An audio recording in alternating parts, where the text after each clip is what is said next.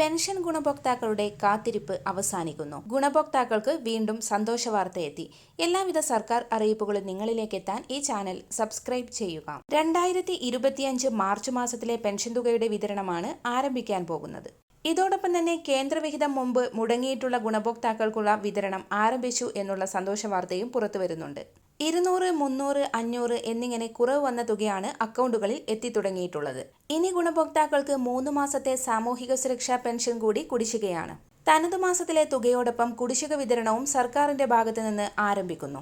സാമൂഹിക സുരക്ഷാ പെൻഷൻ ഗുണഭോക്താക്കൾക്ക് പുറമെ ക്ഷേമനിധി ബോർഡ് വഴി പെൻഷൻ തുക സ്വീകരിക്കുന്ന ഗുണഭോക്താക്കൾക്കും ആനുകൂല്യം എത്തിച്ചേരും. തനതു മാസത്തെ പെൻഷൻ തുകയോടൊപ്പം ഒരു ഗഡു കുടിശ്ശിക കൂടി അനുവദിച്ചാണ് ഏറ്റവും പുതിയ ഉത്തരവ് പുറത്തിറങ്ങിയിട്ടുള്ളത്.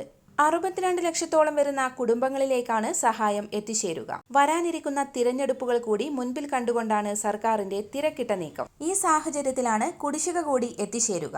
ഈ മാസത്തിൽ ഗുണഭോക്താക്കൾക്ക് ആദ്യ ഗഡുവായി 1600 രൂപ വീതം വിതരണം ചെയ്യും. ശേഷം ഏപ്രിൽ മാസത്തിൽ തനത് പെൻഷനോടൊപ്പം ഒരു ഗഡു കുടിശ്ശിക കൂടി ചേർത്ത് 3200 രൂപ വീതമാണ് എത്തിച്ചേരുക. വിവിധ പുണ്യദിനങ്ങൾ, ആഘോഷങ്ങളെല്ലാം മുൻപിൽ കണ്ടുകൊണ്ടാണ് വിതരണം നേരത്തെയാക്കുന്നത്. ഇതോടൊപ്പം തന്നെ സംസ്ഥാന സർക്കാരിന്റെ ഏറ്റവും പുതിയ അറിയിപ്പ് അനുസരിച്ച് വിവിധ തൊഴിലാളി ക്ഷേമനിധി ബോർഡിലെ അംഗങ്ങൾക്ക് പെൻഷൻ ആനുകൂല്യങ്ങളെല്ലാം ഉയർത്തുമെന്നുള്ള പ്രഖ്യാപനവും പുറത്തുവരുന്നുണ്ട്.